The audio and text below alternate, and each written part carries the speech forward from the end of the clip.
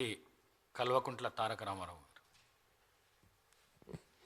అధ్యక్ష, ముందుగా శాసనసభ అధిపతిగా ఎన్నికైన మీకు హృదయపూర్వకంగా మా పార్టీ పక్షాన, మా అందరి పక్షాన కూడా హృదయపూర్వకంగా మీకు అభినందనలు తెలియజేస్తూ, మా పార్టీ అధ్యక్షులు పెద్దలు శ్రీ కేసీఆర్ గారు వారు దురదృష్టవశాత్తు వారికి కొంత గాయమయ్యి హాస్పిటల్లో ఉన్నప్పటికీ ఎప్పుడైతే ఈ ప్రతిపాదన శ్రీధర్ బాబు గారి ద్వారా మరి వారికి వచ్చిందో వెంటనే ఒక క్షణం కూడా సంకోచించకుండా, రెండో ఆలోచన లేకుండా తప్పకుండా సహకరించవలసిందే అని చెప్పి ఏకగ్రీవంగా ఎన్నిక కావడానికి వారు మాకు ఆదేశాలు ఇవ్వడం జరిగింది. దానికి అనుగుణంగానే నిన్న మీ నామినేషన్లో కూడా మేమందరం కూడా పాల్గొనడం జరిగింది. అధ్యక్ష, మీతో వ్యక్తిగతమైన అనుబంధం కూడా నాకు చాలా ఉంది. మీరు 2009 శాసనసభకు ఎన్నికైన నాడు నేను కూడా మీతో పాటు సహచర శాసనసభ్యుడిగా ఉన్నాను. ఆనాడు తెలంగాణ ఉద్యమంలో కూడా మీరు మీ వంతు పాత్ర పోషించినారు. 2012 నుంచి 14 దాకా మీరు మంత్రిగా, ముఖ్యంగా మా శాఖకు మంత్రిగా, హ్యాండ్లూమ్స్ అండ్ టెక్స్టైల్స్ డిపార్ట్మెంట్కి మంత్రిగా మీరు పనిచేసిన క్రమంలో ఆనాడు ఒక సందర్భంలో నేను మీ దగ్గరకు వచ్చి, మీరు రండి సిరిసిల్లకి మీరు రావాలి, ఎందుకంటే రాష్ట్రం మొత్తంలోనే టెక్స్టైల్ అంటే సిరిసిల్ల కాబట్టి మీరు తప్పకుండా రావాలి అంటే మీరు కొంత సంకోచం వ్యక్తం చేసినారు మొదలు.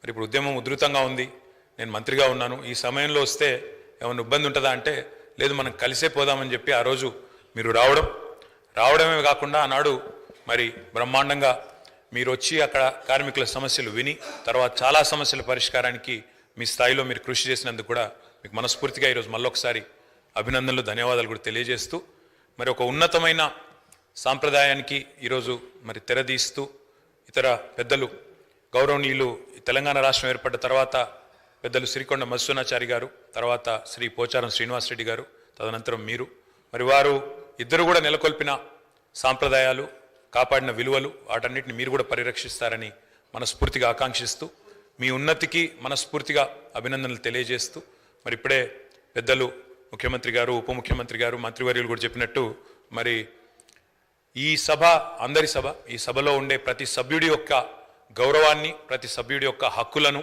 ముఖ్యంగా ప్రజల తరపున మాట్లాడే ప్రతి నాయకుడి యొక్క, ప్రతి గౌరవ సభ్యుడి యొక్క మరి గొంతును వినిపించే విధంగా ఆ బాధ్యత మీరు తప్పకుండా సమర్థవంతంగా నిర్వహిస్తారని మనస్ఫూర్తిగా ఆశిస్తూ, మరి ఒక సామాన్య ఎంపీటీసీ పదవి నుంచి ఈరోజు శాసనసభ స్పీకర్గా ఎదిగిన మీ జీవితం ఏదైతే ఉందో, రాజకీయ ప్రస్థానం ఏదైతే ఉందో, ఇది చాలామందికి తప్పకుండా స్ఫూర్తిదాయకంగా ఉంటుందని చెప్పి మనసారా ఆకాంక్షిస్తూ, మీ బాధ్యతలో మీరు 100% విజయవంతం సాధించాలని మా పార్టీ తరఫున కూడా కోరుకుంటూ మళ్ళొకసారి మీకు అభినందనలు అధ్యక్ష. Thank you.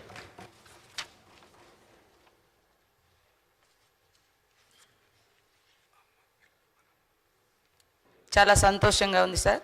మీకు శుభాకాంక్షలను తెలియజేస్తూ, మీ వ్యక్తిగత జీవితంలో కానీ రాజకీయ జీవితంలో కానీ ఎన్నో రకాల ఒడిదుడుకులను ఎదుర్కొని ఈ స్థాయికి రావడం మాలాంటి అణగారిన వర్గాల నుంచి వచ్చినటువంటి బిడ్డలకు మీ జీవితం కూడా ఆదర్శప్రాయం, స్ఫూర్తిదాయకం. 2009లో కూడా నేను ఈ అసెంబ్లీలో ఈ సభలో ఉండడం జరిగింది.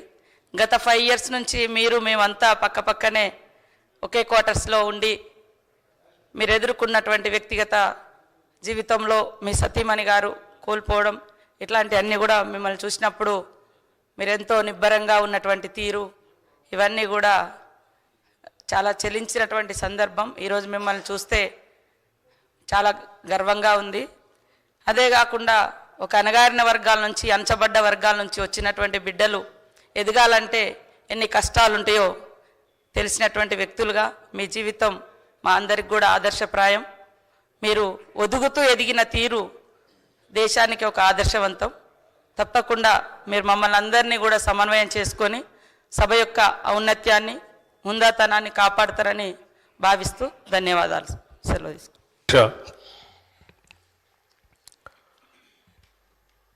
తెలంగాణ 3వ శాసనసభకి స్పీకర్గా ఎన్నికైనటువంటి మీకు ముందుగా హృదయపూర్వకమైనటువంటి అభినందనలు తెలియజేస్తా ఉన్నాం.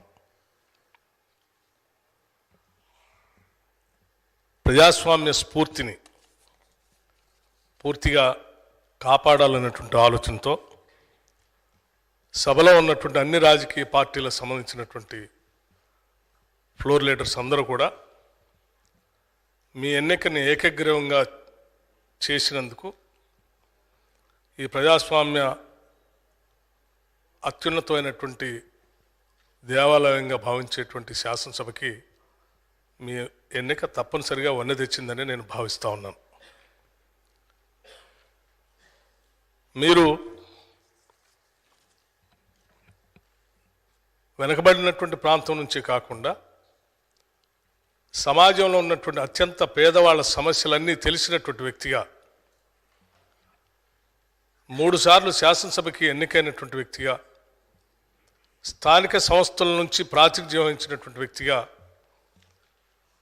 మీ శాసనసభ స్థానం తప్పనిసరిగా ఈ సభలో ప్రజల సమస్యలపైన లోతుగా చర్చించడానికి పెద్ద ఎత్తున ఉపయోగపడుతుందని మేమందరం భావిస్తున్నాం, ఆశిస్తున్నాం కూడా. మీరు గతంలో షెడ్యూల్ కాస్ట్ వెల్ఫేర్ కమిటీ సభ్యులుగా ఉండి ఆ తర్వాత చైర్మన్గా కూడా ఉండి ఆ సమస్యలపైన చైర్మన్గా మీరు చూపించినటువంటి చొరవ కూడా ఈ సమాజంలో ఉన్నటువంటి షెడ్యూల్ కాస్ట్ సమాజానికి పెద్ద ఎత్తున ఉపయోగపడిందని చెప్పడంలో కూడా నాకు ఎటువంటి సందేహం లేదు అధ్యక్ష. అలాగే మీరు గతంలో హ్యాండ్లూమ్ మంత్రిగా పనిచేసినప్పుడు చేనేత కార్మికుల యొక్క బాధల్ని అర్థం చేసుకొని వాళ్ళకు ఉన్నటువంటి లోన్లని మీరు ప్రత్యేక చొరవ తీసుకొని మాఫీ చేయించడం కోసం మీరు చేసినటువంటి ప్రయత్నం కూడా ఈ సమాజంలో ఇబ్బందుల్లో ఉన్నటువంటి ప్రజలపైన మీకున్నటువంటి మనసుకి స్పష్టంగా అర్థం పడుతూ ఉంది. మీలాంటి వ్యక్తులు ఈ శాసనసభ స్థానానికి సభాపతి కావటం ఈ సభలో రాష్ట్రంలో ఉన్నటువంటి ప్రజల ఇబ్బందులపైన ప్రజల యొక్క సమస్యలపైన లోతుగా చర్చించడానికి పెద్ద ఎత్తున మీరు సమయం ఇస్తారని ఆ దిశలో సభ్యులందరికీ కూడా వారి వారి గౌరవం కాపాడుతూనే వారికి ఇవ్వాల్సినటువంటి సమయాన్ని ఇస్తూనే వాళ్ళ హక్కులను కూడా కాపాడే ప్రయత్నంలో ఎటువంటి లోపం ఉండదని నేను భావిస్తూ ఉన్నాను మీకున్నటువంటి అపారమైనటువంటి అనుభవం ద్వారా. మీరు ఈ శాసనసభకి సభాపతిగా ఎన్నిక కావటం మీతో పాటు పనిచేసినటువంటి శాసనసభ్యులుగా మేమందరం ఈరోజు గర్విస్తూ ఉన్నాం. మీరు సభాపతి స్థానంలో కూర్చొని ఈ రాష్ట్రం ఎన్నో కోరికలతో ఎన్నో ఆలోచనలతో ఎన్నో కలలతో తెచ్చుకున్న తెలంగాణ రాష్ట్ర భవిష్యత్తు కోసం ఈ రోజు నుంచి జరిగేటువంటి ఈ శాసనసభ సమావేశాల్లో చర్చలు అర్థవంతంగా ప్రజల సమస్యల్ని పరిష్కారం చేసేటువంటి దిశగా మీరు సలహాలు సూచనలు ఇస్తారని ఆ దిశలోనే ఈ సభని ముందు నడుపుతారని ఆశిస్తూ మీ ఎన్నికకి సహకరించినటువంటి అన్ని రాజకీయ పార్టీల ఫ్లోర్ లీడర్స్ అందరికి కూడా నేను నా హృదయపూర్వకమైనటువంటి అభినందనలు కూడా తెలియజేస్తా ఉన్నాను.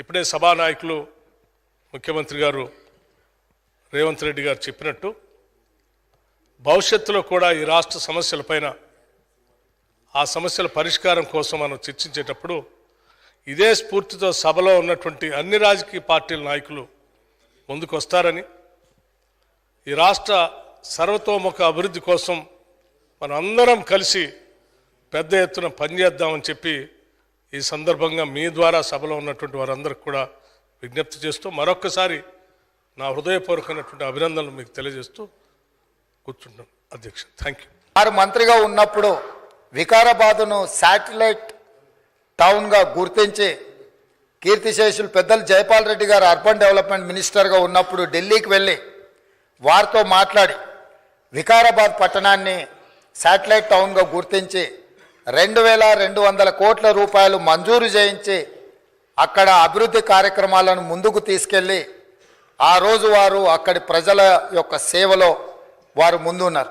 అదేవిధంగా అక్కడ మెడికల్ కాలేజ్ కావాలని వారే ఆ రోజు ఆ ప్రతిపాదన తీసుకొచ్చి ఈరోజు మెడికల్ కాలేజ్ మంజూరైంది, ఇంకా స్టాఫ్ ఇతర అంశాలు కూడా కొన్ని ఉన్నాయి. వారే అక్కడి నుంచి ఆదేశాలు ఇచ్చి తప్పకుండా ఆ సమస్యను పరిష్కరించడమే కాకుండా అప్పా జంక్షన్ నుంచి వికారాబాద్ మన్నగూడ చౌరస్తా వరకు రోడ్ వైడనింగ్ విషయంలో కానీ వీట్లల్లో కూడా వారు ప్రత్యేకమైన చొరవ చూపించి ప్రాంతం యొక్క అభివృద్ధిని వారు ఎప్పుడూ మర్చిపోకుండా వారు ఎన్నికలలో గెలిచిన ఒకవేళ ఫలితాలు వారికి అనుకూలంగా రాకపోయినా వారెప్పుడు కూడా ప్రజలకు దూరంగా ఉండలేదు. కాబట్టి ఈరోజు గడ్డం ప్రసాద్ కుమార్ గారు లాంటి వ్యక్తులు సునిశ్చిత దృష్టితో, సమస్యల అవగాహనతో, సభ్యుల సమన్వయంతో ఈ శాసనసభను వారి నాయకత్వంలో మనందరం ఒక ఆదర్శవంతమైన శాసనసభగా నడిపించడానికి వారి పూర్తిగా మన అందరికీ దశ దిశ నిర్దేశిస్తారు. వారిని మనస్ఫూర్తిగా ఎంపీటీసీ నుంచి శాసనసభాపతిగా ఈరోజు ఈ బాధ్యతలు నిర్వహించే వరకు వారి యొక్క రాజకీయ ఎదుగుదల కావచ్చు, ప్రజా సమస్యల పరిష్కారంలో కావచ్చు, వారి యొక్క కృషిని అభినందిస్తూ నేను ఏ ప్రాంతం నుంచి అయితే శాసనసభ్యుడిగా ఎన్నికైనానో మా ప్రాంతానికి సంబంధించిన శాసనసభ్యులే ఆ ప్రాంత నివాసే వికారాబాద్ జిల్లా ఒకప్పుడు డాక్టర్ మరి చెన్నారెడ్డి గారు ఆ ప్రాంతం నుంచి వచ్చి దేశ రాజకీయాలలోనే అత్యంత క్రియాశీలక పాత్ర పోషించారు. ఆ ప్రాంతం నుంచి వచ్చిన గడ్డం ప్రసాద్ కుమార్ గారు ఈ సభ అధ్యక్షుడిగా ఎన్నికవ్వడం, ఈ ఎన్నికవ్వడానికి సహకరించిన మిత్రపక్షాలన్నిటినీ ప్రతిపక్షాలన్నిటిని కూడా మరొకసారి అభినందిస్తూ మనస్ఫూర్తిగా వారికి అభినందనలు తెలియజేస్తూ ఈ సభలో సభ్యుల యొక్క అందరి హక్కులను వారు కాపాడతారనే నమ్మకంతో వారి అభినందిస్తున్నాను. వారి నాయకత్వంలో మేమందరం కూడా రాష్ట్రానికి మేలు జరిగే విధంగా కార్యక్రమాలు తీసుకుంటామని తెలియజేస్తూ సెలవు తీసుకుంటున్నాను.